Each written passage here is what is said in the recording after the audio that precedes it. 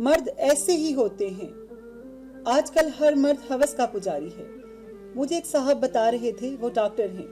कहने लगे, जवानी के दिन थे, मैं भी इश्क पर ईमान लाने वाला था। आज से कबल 12 साल पहले एक लड़की मेरे पास आई। वो बीमार थी, काफी बीमार थी। उसका चेकअप किया, वो बहुत खूबसूरत थी। उसकी नीली सी आंखें, न जाने मुझे क्या हुआ, मैं पहली नजर में ही इस पर दिल हार गया।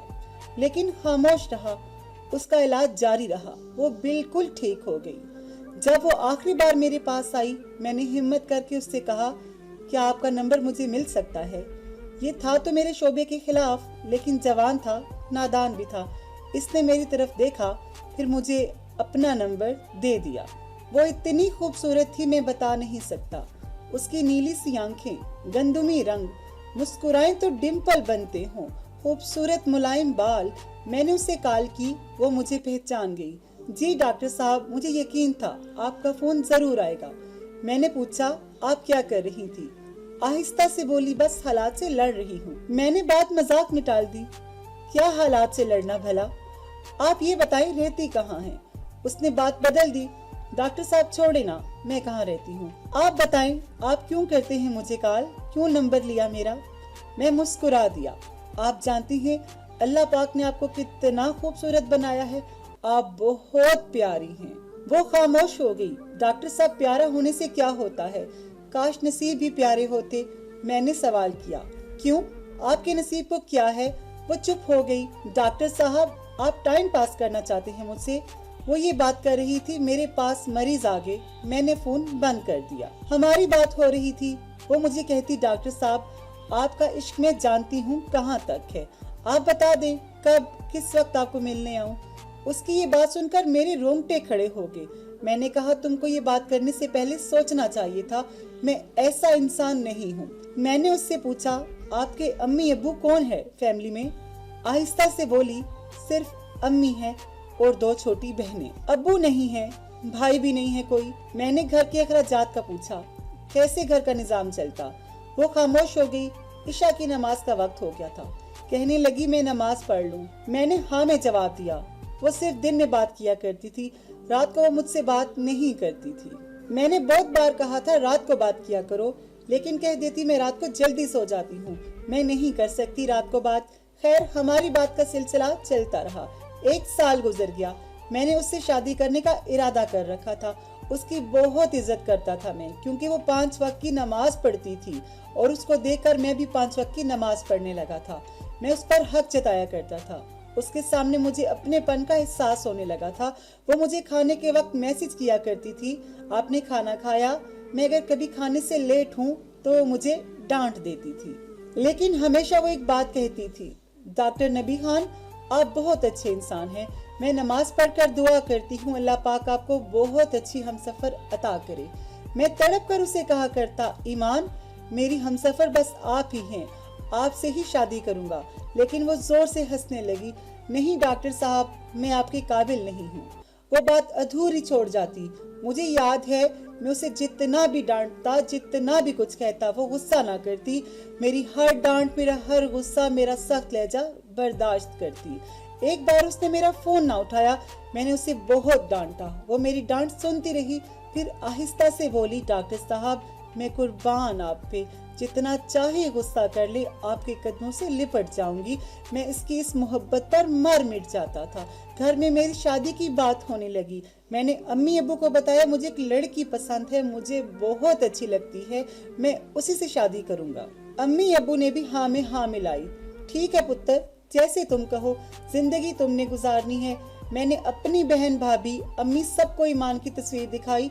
सबको बहुत अच्छी लगी। वो थी ही बहुत खूबसूरत। मैं बहुत खुश था। सब कह रहे थे जल्दी से ईमान के घर जाएंगे रिश्ता लेकर।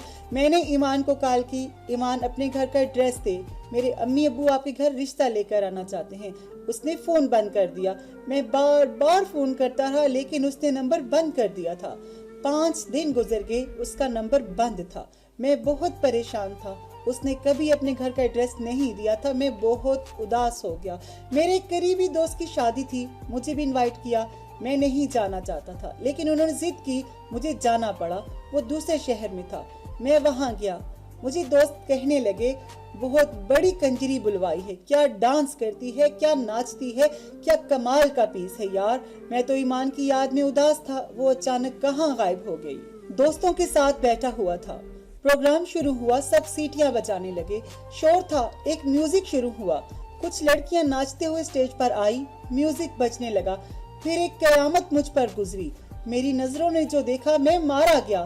میرے سامنے ایمان تھی، وہ ناچ رہی تھی، وہ ایک کنجری تھی، میں تڑپ گیا۔ ایمان کی نظر مجھ پر پڑی، اس کے قدم رک گئے، میں نے اس کے جانب دیکھا، میرا جسم کانپنے لگا، میں ہار گیا۔ اس کی وجہ سے میں نے نماز شروع کی اور خود وہ ناچنے والی ہے۔ میں غصے سے پاگل ہو گیا۔ وہ سٹیج سے اتری، میرے پاس آئی، میں نے ایک زوردار تھپڑ اس کے منہ پر رسید کیا۔ وہ کچھ کہتی، میں نے ایک اور تھپڑ مار دیا۔ اس کی نظر جھک گئی، میں نے اسے دھکا دیا۔ سب ہماری طرف دیکھ رہے تھے، سب حیران تھے، یہ کیا ہوا ہے۔ ایمان وہیں بیٹھ گئی، باہوں میں سر رکھ کر رونے لگی۔ میں اگنور کر کے چلا گیا، گھر گیا، بہت پریشان تھا، نفرت سی ہو گئی تھی ایمان سے، اس پہ بہت غصہ تھا، ساری رات تڑپتا رہا۔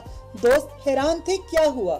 میں 2 دن ڈیوٹی پر نہ گیا۔ جب ہسپتال گیا میں مریض چیک کر رہا تھا، ایک لڑکی میرے پاس آئی، ڈاکٹر صاحب آپ سے بات کرنی ہے۔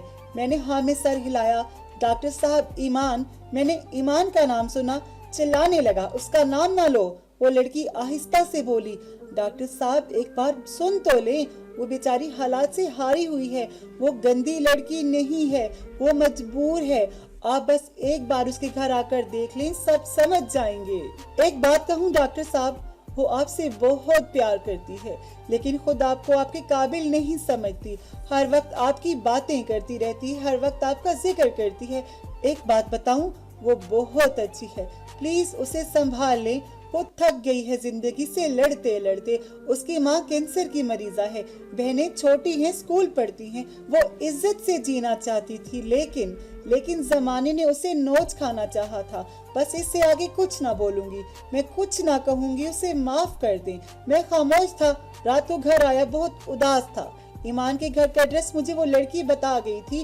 میں امی ابو کو ساتھ لیے دوسرے دن ایمان کے گھر چلا گیا۔ دروازے پر دستک دی، اس کی چھوٹی بہن نے دروازہ کھولا، ہم گھر میں داخل ہوئے۔